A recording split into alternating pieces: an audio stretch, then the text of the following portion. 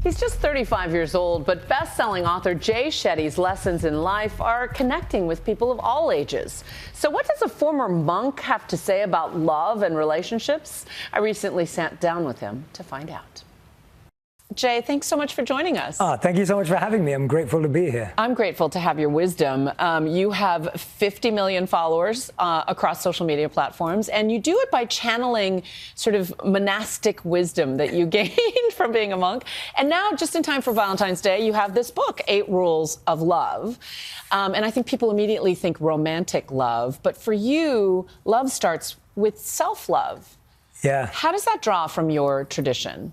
My time as a monk was spent in solitude. It was spent spending time with yourself, getting to understand your own personality, your own values, the things that matter to you most. And I find what's really interesting is that often we get into relationships without having that understanding, and now all of a sudden we're scrambling, or what happens is we lose ourselves in a relationship. And I think for anyone who's ever felt that they've lost themselves in a relationship, you can find yourself in solitude. And you talk about moving from loneliness to solitude and understanding the difference. Yeah, so Paul Tillich says it best. He said that there's 2 words in the English language for being alone, but we only use one of them, lonely. And loneliness is the weakness, the sadness of being alone. But he said there's another word, and that word is solitude. And solitude is the strength, or in his words, the glory of being alone. And what that means is, can we find a space with ourselves where we enjoy our own company, where we feel a sense of self-confidence, and then take that out into the world? You have 8 rules. One is rule number 4, let your partner be your guide. So I have a clip of you and your wife having a little fun. She's trying to get you to pay attention to her. You're playing video games. Let's take a look. Have a little cuddles, daytime.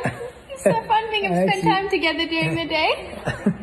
I actually can't see the game. Oh, so nice. Ma'am, This is amazing. I'm going to lose this game. I know you love me more than football.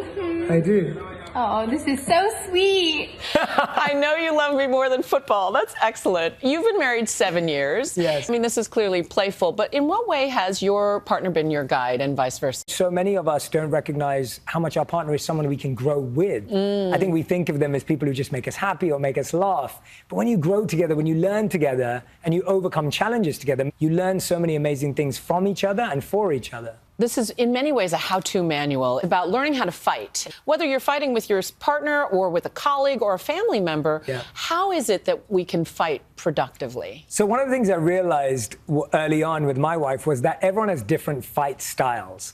And the challenge is, if you're fighting MMA and the other person's fighting wrestling, and you don't understand each other, it doesn't work. And so I discovered these 3 fight styles. So I'm a venter. Venting means I want to talk about it. I want to talk about it right now. My wife's a hider. She likes to have space. She wants to go away. She wants to think about it. She wants to digest. And the third is an exploder, someone who needs to talk about their emotions. Now, none of these are good or bad. It's just that we have different ways of dealing with stress. Speaking of gurus, you are gurus to many high-profile celebrities. You were the officiant in Ben and Jen's wedding. You've talked to Shawn Mendes, among others. How do you get these folks to talk about their innermost feelings? I've tried to create a safe space where people have grace to not feel judged, not feel criticized. And I feel that that safe space starts within. When we create a safe space for ourselves, to be vulnerable with ourselves, to realize we're all human, we're all making mistakes all the time, we all have challenges, we all have flaws. And I think when you give yourself space and grace, you extend that out to others.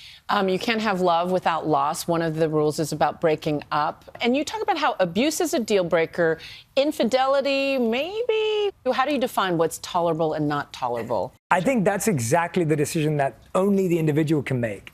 It's not my job to tell everyone whether they should leave or stay. It's to give you the process of, if you are going to stay, it's going to require understanding. It's going to require acceptance. It may even require forgiveness. In the book, I lay out the steps that you should follow in thinking about it, but I'm not going to tell you what to do. I'm going to share with you how to reflect on it. Just a final thought for us, if you can. You became a monk at 21. When you look around the world, see so much suffering and strife, what would you say to folks who are feeling despair? I'd say that the more we get involved in trying to be a part of the solution, the less the problem feels scary. And so even in our tiny, small ways, if we can get activated in our communities, in our families, and start having a positive impact, even on the few people around us, if we can start there, if we can change that, we'll start to see that the solution is far more in reach. Thank you so much for channeling the wisdom of the ancients in such a modern way, Jay. Thank you. Thank you. Thank you so much. I'm so grateful and really appreciated our time together. Me too. Hi, everyone. George Stephanopoulos here. Thanks for checking out the ABC News YouTube channel. If you'd like to get more videos, show highlights, and watch live event coverage, click on the right over here to subscribe to our channel. And don't forget to download the ABC News app for breaking news alerts. Thanks for watching.